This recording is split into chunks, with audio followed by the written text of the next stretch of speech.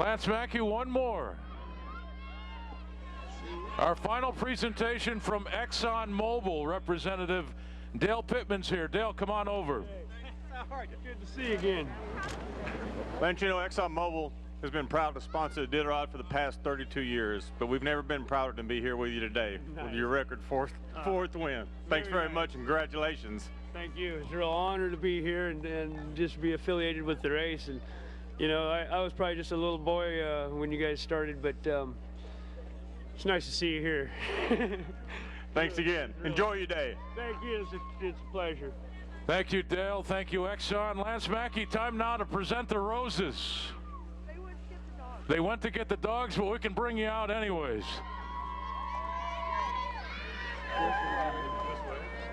I'll tell you what, this never gets old. This never gets old. Sit down and enjoy. So, Lance, tell us who's going to be joining you. Say again? What dogs are going to be joining you out here? Rev and Maple, I'm pretty sure that's who they're grabbing. I didn't even ask, but those are the two that should be here if not.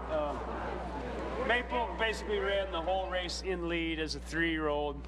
She was the one that brought me to victory last year and got recognition for that as we dove underneath a truck coming on the front street last year. She learned from that episode and pulled us down here fairly smooth today. There was a heck of a lot of people and not much room, so they were a little hesitant to come through there, but nonetheless, we made it. Hey, talk about your competitors over the last couple of days. Hans Gott, Jeff King, two of the great names in long-distance mushing. Lance, you were up against two great ones. Absolutely, they are as good as anybody in this sport. If you're gonna race against somebody of that caliber, you got to be on your toes at all times. I got beat by Hans earlier in the year with that team in the Yukon Quest, and I knew it was a little bit faster this year than I was right from the get-go. And Jeff, he's always a stiff competitor. If you're going to win this race, you got to beat him. So those were the two main characters I was looking at, as well as Johnny Baker and Mitch Seavey. I thought those were the top guns this year. Not to exclude anybody else. There's a lot of great teams in this race, but those are the ones I was focusing on the most. And I had to adjust my strategy and my approach a little bit accordingly. It's been no secret for years I'm willing to gamble, not at the expense of my team, hopefully. and again, they stood strong and did everything I asked them to do. But we gambled early on the river, and I did a monster run from Nulado over to Unaclete. To be quite honest with you, at that point in time, it didn't look like I had the team to pull off a victory. I thought Jeff and maybe Hans. I was thinking Jeff, and he was looking like he was going to have a sweep of the wards along the way, and a victory as well. And I wanted to spoil his fun a little bit and at least take one of them awards away from him. So I made a little push to get to Unaclete, and it worked. I capitalized on that hour-and-a-half, 2-hour lead that I had acquired at that point. And then I just had to maintain it, knowing that Hans, and again, at that time I was running about the same speed and a little bit faster than Jeff, but I was losing ground to Hans. And, again, I just had to stay focused and not get discouraged by the team that was going a little slower. The one thing that they did the whole time, as good or better than any team I've seen out there, was eat.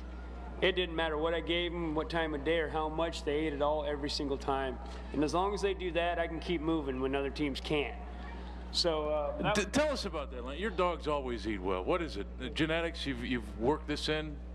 Well, I mean, it's part of training, and yeah, we knowing this is going to be part of our routine here. I practice at home when they're babies. If we have a litter of 8. Well, I give them seven puppies worth of food, Somebody's going to get a little lean there, and pretty soon it's not an issue when you throw something down for them to eat. They go for it every time. So you can teach a dog how to eat as well, This is the first year, obviously, for drug testing on the Iditarod, the mushers. That's after that rule was implemented after you came off of 3 straight wins. A lot of people were saying that rule was to target you. What's your reaction to that? I mean, did it make you angry? Did it inspire you? Did it push you harder? It apparently didn't change the outcome of the race.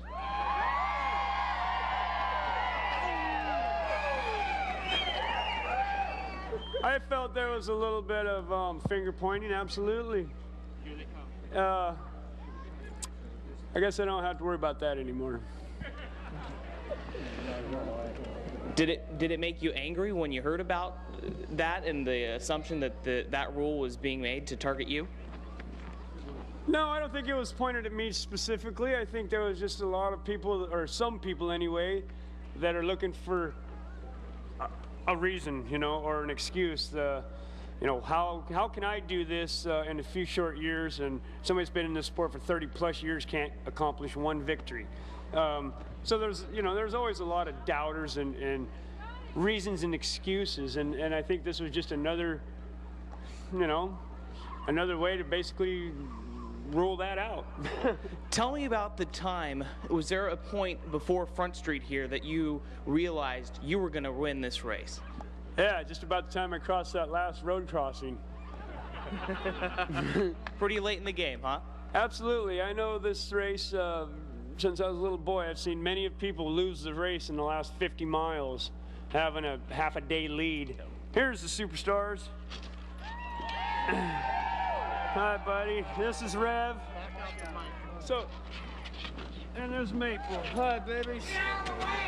Go ahead. Come here, Rev. Oh, that's a good no. That's a good no.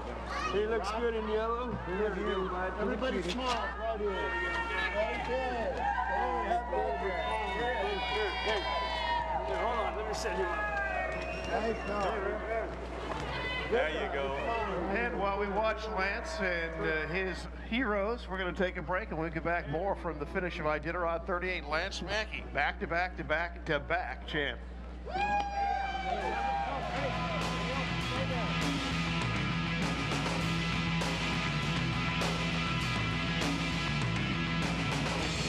And welcome back to Front Street Nome, where the crowd has received a four-time Iditarod champ, Lance Mackey. You know, the Iditarod is, you know, the victory is his. This storyline closes, but another storyline appears to be already written as Lance says, I'll be back.